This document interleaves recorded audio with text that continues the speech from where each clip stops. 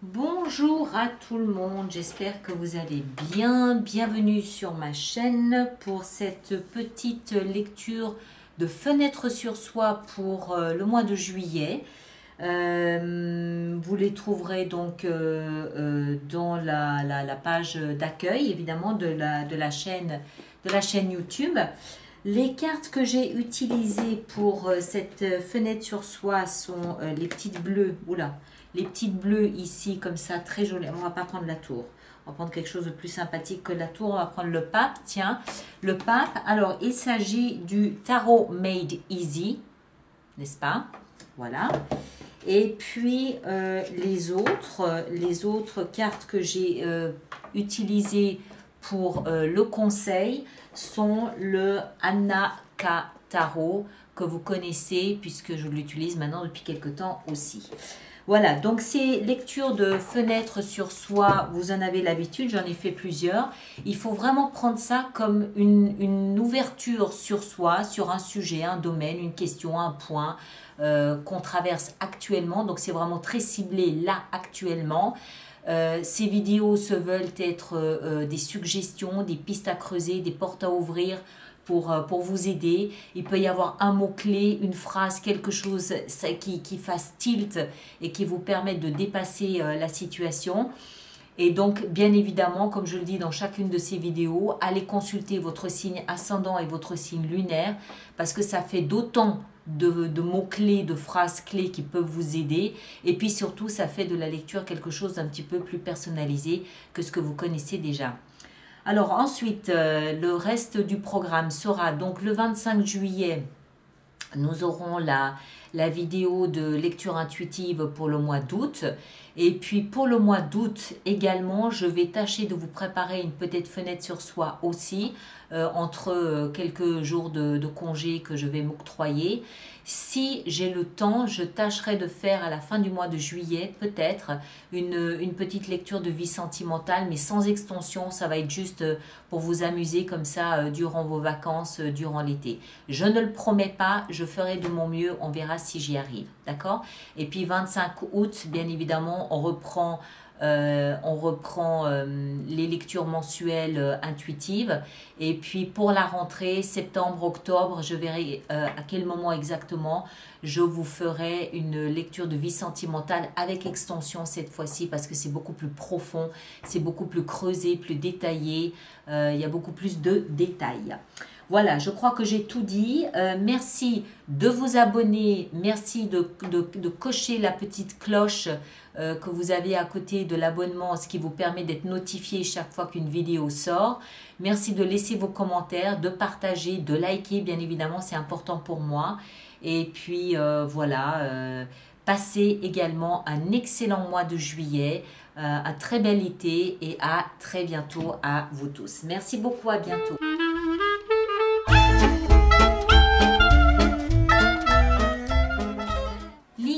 Bonjour et bienvenue sur ma chaîne pour votre petite lecture de fenêtre sur soi pour ce mois de juillet. J'espère que vous allez tous très bien.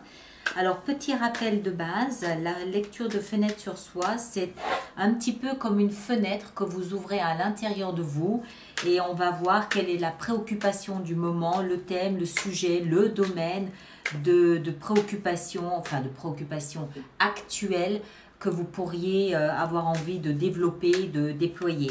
La lecture peut vous y aider, peut suggérer des pistes, ouvrir des portes par le biais d'un mot, d'une phrase, voilà, quelque chose qui en fait vous amène à une certaine réflexion, d'accord? De ce fait, je vous invite à aller voir votre signe ascendant et votre signe lunaire. Ça complétera cette lecture qui reste très générale. Ça fera aussi une lecture un petit peu plus personnalisée pour vous. Et puis, qui sait, vous y trouverez peut-être certaines matières à réflexion. Voilà. Alors, ceci étant fait, on va maintenant commencer. Lion, Lion, Lion. Le cœur de ce mois de juillet, le thème de votre mois, c'est 5 de coupe. Ah bon, d'accord. 5 de coupe nous parle de regrets, de nostalgie, du passé. par rapport au passé. En fait, le thème du moment, c'est comment et pour quelles raisons est-ce que je me détournerai de certains regrets que je peux nourrir par rapport au passé pour contempler mon potentiel d'avenir. C'est une période pivot comme ça, où vous comprenez que le passé reste dans le passé, on ne peut pas le réanimer, et que par contre, là devant vous, il y a du potentiel, il y a quelque chose de possible, de faisable, quelque chose qui existe, qui peut être déployé, qui peut être ouvert, qui peut être émancipé. Il y a quelque chose à faire avec quelque chose qui est devant vous, mais ça nécessite que vous laissiez définitivement le passé dans le passé, que vous mettiez vos regrets au placard et que vous vous détourniez de ce passé pour regarder devant vous. D'accord? C'est la période pivot. C'est ça le focus du moment. Alors, on va continuer, c'est intéressant. Ici en bas, on a le socle. Sur quoi vous vous appuyez pour cela? On a la 8 de denier. Pour moi, ça veut dire, 8 de denier, généralement, nous parle de travail. Mais ici, pour moi, alors oui, ça peut être votre travail de tous les jours qui, dans ce cas, serait un échappatoire. D'accord? Une fuite. Je fuis l'introspection que nécessite la situation dans mon travail, oui. Mais on peut aussi comprendre que en fait, cette 8 de denier, elle nous explique que vous êtes en train de travailler à cette démarche de vous détourner du passé pour regarder devant vous. Regardez, ce bonhomme, il a 3 coupes devant lui qui sont renversées, donc c'est perdu, donc c'est le passé. Derrière lui ou juste à côté de lui, il a 2 coupes qui sont pleines de potentiel. Le travail consiste à se détourner pour voir ce qu'on a de réalisable devant soi. Et le socle, donc la force sur laquelle vous vous appuyez en ce moment, c'est précisément ce travail de lâcher prise du passé pour regarder devant vous, je pense. On va continuer, on va essayer de comprendre un peu mieux. Ici, dans votre tête, votre mental est à la 8 de bâton. 8 de bâton, alors c'est très bien parce que 8 de bâton nous parle de communication, mais de communication avec l'invisible. Donc dans le mental, ça veut dire que pour moi, que vous êtes hyper attentif à tous les petits messages que vous pouvez percevoir de l'extérieur. C'est pas forcément quelqu'un qui vous parle et qui s'adresse à vous. Ça peut être au cinéma, ça peut être à la radio, ça peut être à la télévision, ça peut être en lisant un livre, ça peut être dans une lecture comme ceci, où il y a un mot, une phrase, même une odeur, quelque chose, ça fait tilt. Et vous comprenez qu'en fait, c'est un message qui vous était destiné et qui va vous aider dans cette démarche ici de vous tourner vers autre chose. D'accord? Ça peut être des publicités, communications non directes, on va le dire comme ça. Ici, on a le passé, donc c'est ce qui vous a propulsé dans cette situation. On a l'as de denier. L'as de denier nous parle de potentiel. Encore une fois, on revient à ça.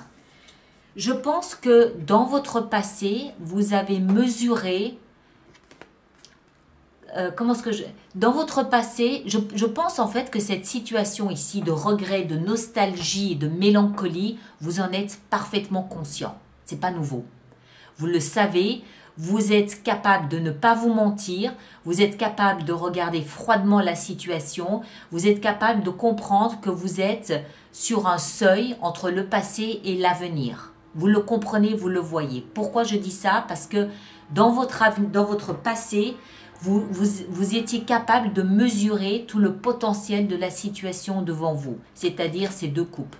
Hein? Donc vous savez qu'elles existent. Mais ça semble être quand même pas tout facile de laisser le passé dans le passé. Ça ne se fait pas en un claquement de doigts. C'est un processus, c'est une démarche. C'est une démarche qui nécessite beaucoup de travail sur vous, de lâcher prise et de confiance peut-être aussi en l'avenir. Mais vous savez, vous avez déjà remarqué dans votre passé, mais ça peut être la semaine passée, ça peut être il y a 1 mois, il y a 6 mois, vous avez déjà remarqué que vous aviez une nouvelle porte qui s'ouvrait et que cette nouvelle porte vous promettait un beau potentiel de réalisation. Vous le savez. Je vous apprends rien, vous le savez. Mais il faut avoir cette force, il faut trouver cette force de vous détacher du passé pour ouvrir définitivement cette porte de potentiel et participer à la concrétisation de votre potentiel.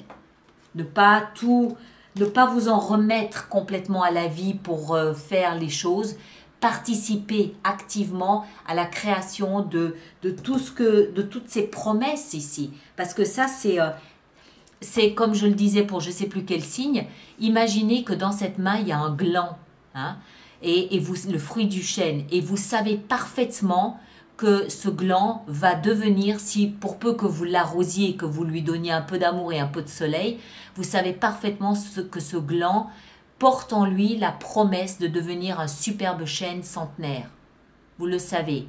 Mais il faut laisser le passé dans le passé pour partir à la création ou la co-création de votre potentiel. Ça ne va pas se faire tout seul. Votre présence est nécessaire, votre énergie est nécessaire, votre attention est nécessaire, votre volonté est nécessaire pour que ce potentiel se concrétise.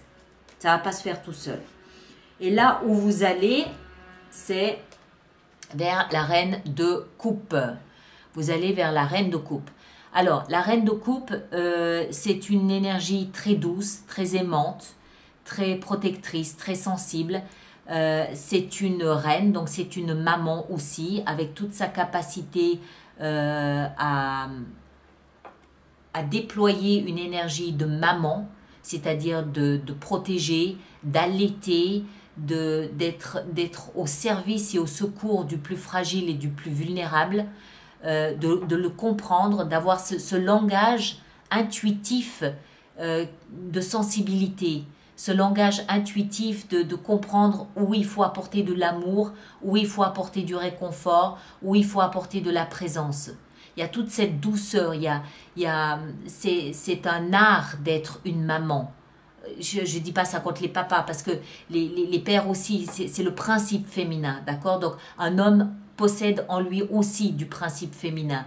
Mais vous comprenez ce que je veux dire, c'est cette capacité à comprendre ou apporter de la douceur, ou apporter de l'intuition, ou apporter de la sensibilité, ou apporter de l'écoute aussi. Ça peut être envers les autres, ça peut être envers soi-même. Ce que ça nous indique, c'est que vous vous dirigez vers quelque chose de très doux, de très aimant, de très sensible, de très empathique et de très intuitif. Vous êtes de plus en plus à l'écoute de toute cette sensibilité que vous portez en vous et vous l'employez de manière utile. D'accord ?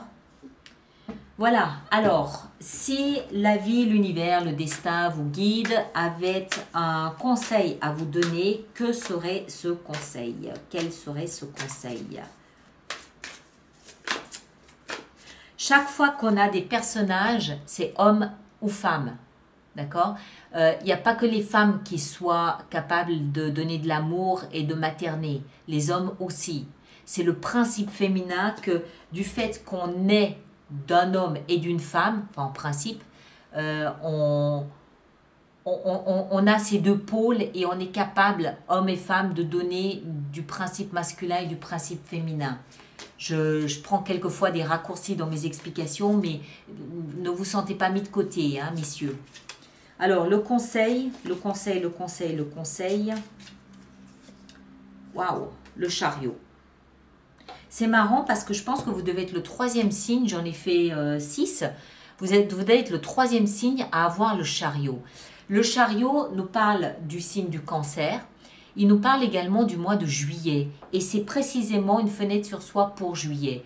Donc, moi, ce que ça m'indique, c'est que ce mois de juillet revêt une force, un pouvoir, une puissance de réalisation, de concrétisation de votre thème principal ici.